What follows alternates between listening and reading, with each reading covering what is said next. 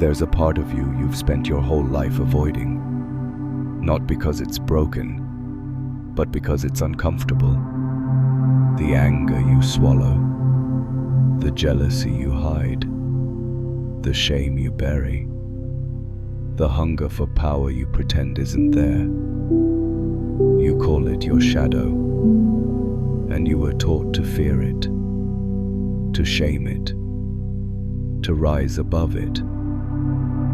But what if the shadow isn't here to pull you down? What if it's the place your real power's been waiting? Because the parts of you that were rejected by family, by culture, by your own beliefs, didn't disappear. They went underground, and down there, they didn't get smaller, they got louder. Not to ruin your peace, but to reclaim your wholeness. Your shadow isn't evil, it's exiled energy. The part of you you've disowned because someone once told you it made you unlovable. But what if that part wasn't your weakness, but your edge? And the longer you avoid it, the more power you leave on the table. You didn't choose your shadow, it was chosen for you. The moment you were told, "Don't be so loud. Stop crying. Good kids don't get angry. Spiritual people don't feel desire." You learned what parts of you were safe to show and what parts had to go. And so you cut yourself into pieces, smiled through your rage, made yourself small to feel accepted, swallowed your truth to feel loved. That's how the shadow forms, not from evil, from abandonment. And the parts you exiled, they didn't die, they adapted. Your anger became resentment, your desire became guilt, your confidence became ego, your sadness became numbness. But beneath every one of those traits is a buried gift. Anger. It's your boundary being ignored. Jealousy. A compass toward what you desire but don't feel worthy of. Shame. A sign you're still measuring yourself by someone else's rules. None of these are flaws. They're feedback. And the shadow isn't darkness. It's light that was never allowed to shine. You think you've buried it, moved on, transcended. But the shadow doesn't go away just because you pretend it's not there. It waits. And while it waits, it runs you. Silently, subtly, strategically. It speaks through your reactions, your patterns, your triggers. That explosion over something small, that's the shadow. That voice that says, "You're not enough." That's the shadow. That attraction to what hurts you. The sabotage when things start going right. The part of you that pushes love away when it gets too close. All shadow. Because what you don't own, owns you. And the more you deny it, the louder it gets. Not because it's malicious, but because it wants to be met, seen, heard, reintegrated. You weren't meant to live half-lit. You weren't made to be only light. You're the whole sky. And the shadow is the storm that reminds you how alive the sky can be. Meeting your shadow isn't a performance, it's a practice. It doesn't happen in a breakthrough or in a perfect meditation or during some cosmic download. It happens when you stop turning away from the parts of you that still feel hard to hold. The jealousy, the rage, the control, the deep, aching need to be seen. You don't silence them. You get curious. Not, how do I get rid of this? But, what are you trying to protect? And suddenly, you see the pattern. The rage was never about destruction. It was defending your unmet need for respect. The shame wasn't weakness. It was armor you put on to survive being judged. The manipulation, the pride, the shutdown, all strategies, all survival.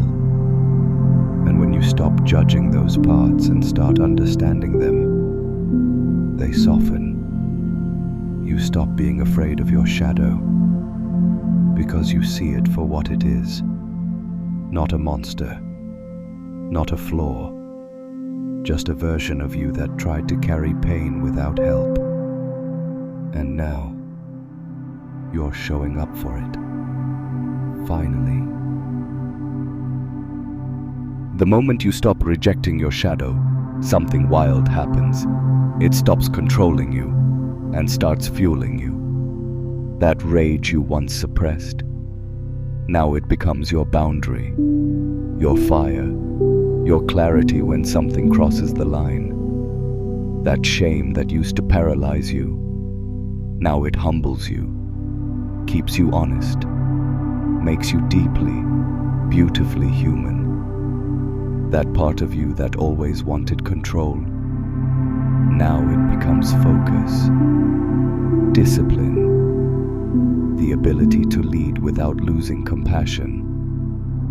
This is shadow work, not destroying who you were, but transmuting it, making space for your full range, your full depth, your full capacity. And the best part, you stop living in fragments. You stop splitting yourself between the person you show the world and the one you lock in the basement of your psyche. You become whole, unpolished, unapologetic, untamed.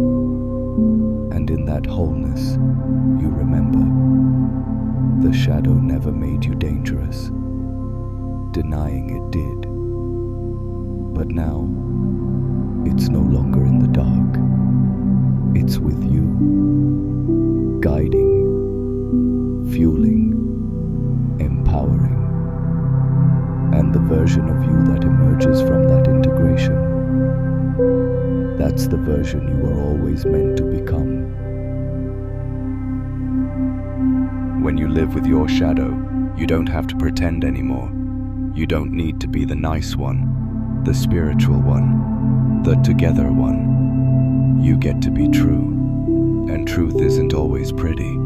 It's messy, it's honest, it's human, but it's also magnetic. Because when someone meets you, the whole of you, they feel it.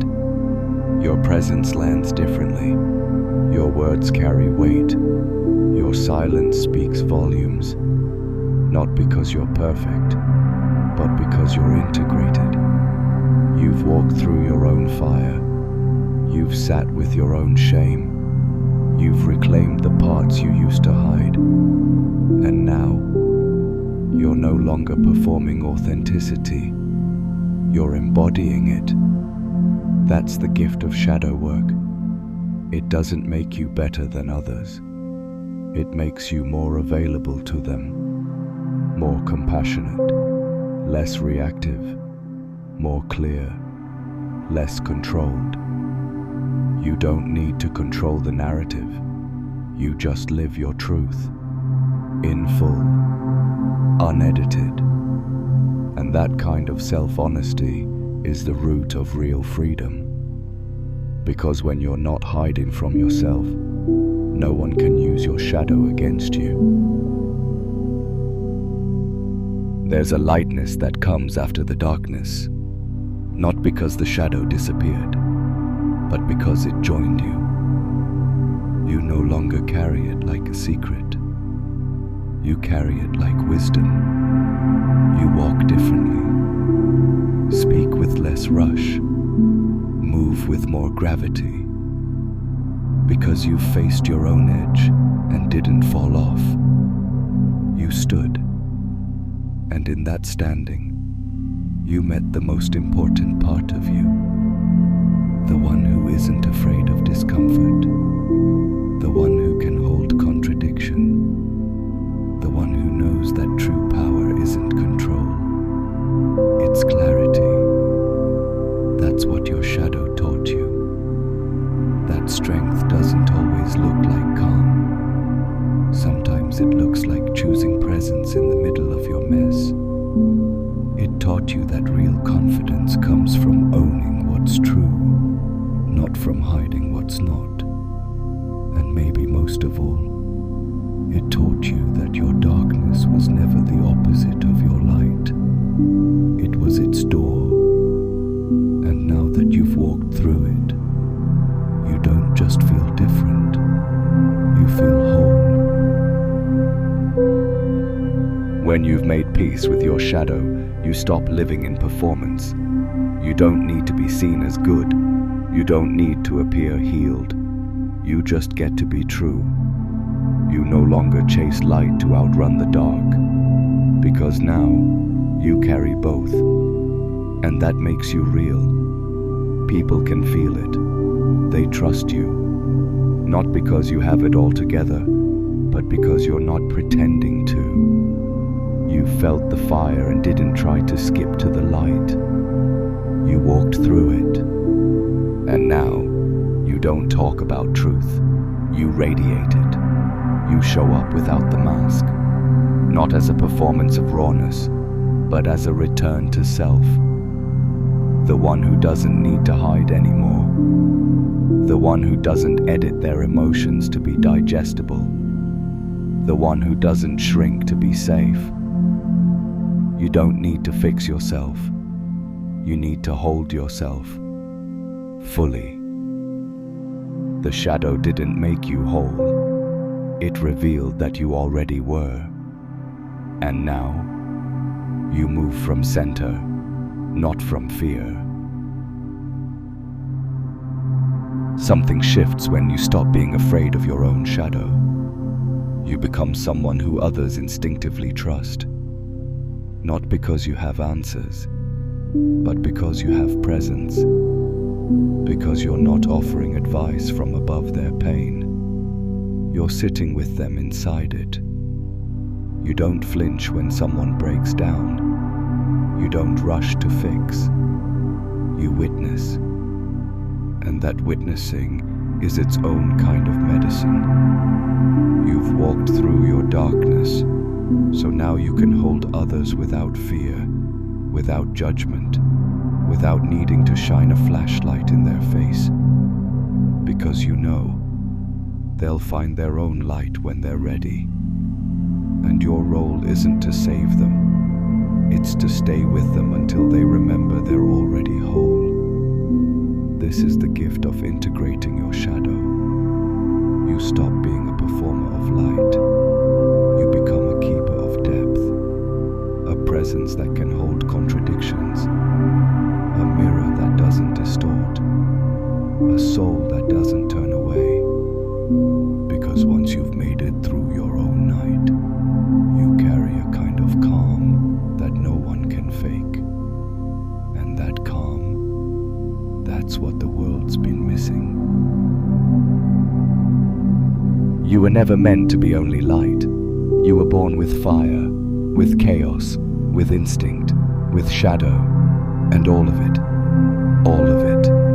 is sacred. The parts you hid, they shaped you. The parts you feared, they protected you. The parts you judged, they waited for your love. And now, you're giving it, not just to your polished self, but to your whole self.